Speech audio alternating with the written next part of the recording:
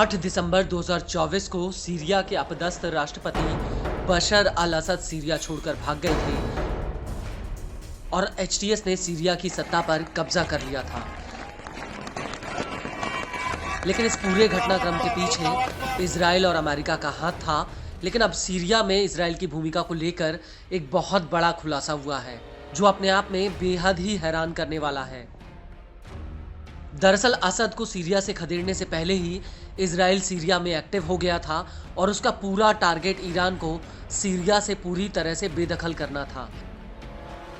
और इसी कड़ी में इजराइल ने सीरिया के भीतर सितंबर 2024 की शुरुआत में एक बहुत बड़ी छापामार कार्रवाई की थी। पहले तो इजराइल इस हमले की बात से इनकार कर रहा था, लेकिन अब इजराइल ने खुलकर इस बात को कबूल कर लिया है।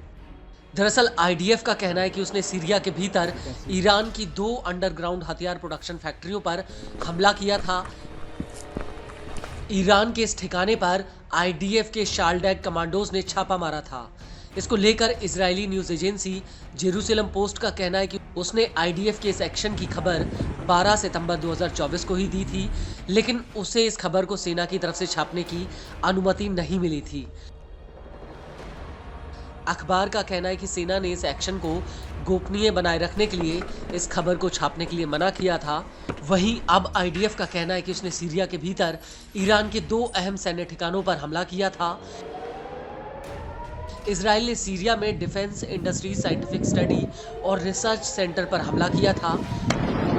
आईडीएफ का कहना है कि उसने ईरानी सेना द्वारा चलाई जा रही एक अंडरग्राउंड हथियार प्रोडक्शन फैक्ट्री पर भी छापा मारा था।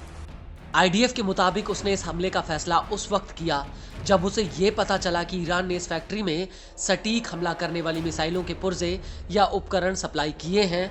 आईडीएफ के सूत्रों का कहना है कि हकीकत में इस फैक्ट्री से ईरान और उसके सहयोगियों द्वारा हर साल सैकड़ों लंबी दूरी वाली मिसाइलों के निर्माण की संभावना थी, जो हिजबुल्लाह से भी एक बड़ा खतरा हो सकता था।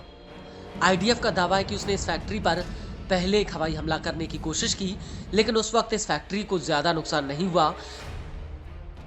लेकिन जब आईडीएफ को यह पता चला कि इस फैक्ट्री के जरिए हिजबुल्लाह को हथियार सप्लाई होने हैं, तो इसके बाद इजराइल ने इस पर हमला करने का फैसला किया।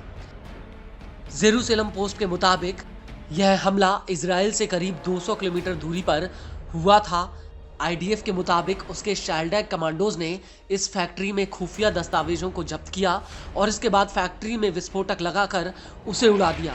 आईडीएफ के मुताबिक उसका यह ऑपरेशन करीब 2.5 घंटे तक चला। इसमें शालडैग कमांडोज हेलीकॉप्टर से नीचे उतरे और ईरानी फैक्ट्री पर छापा मारा।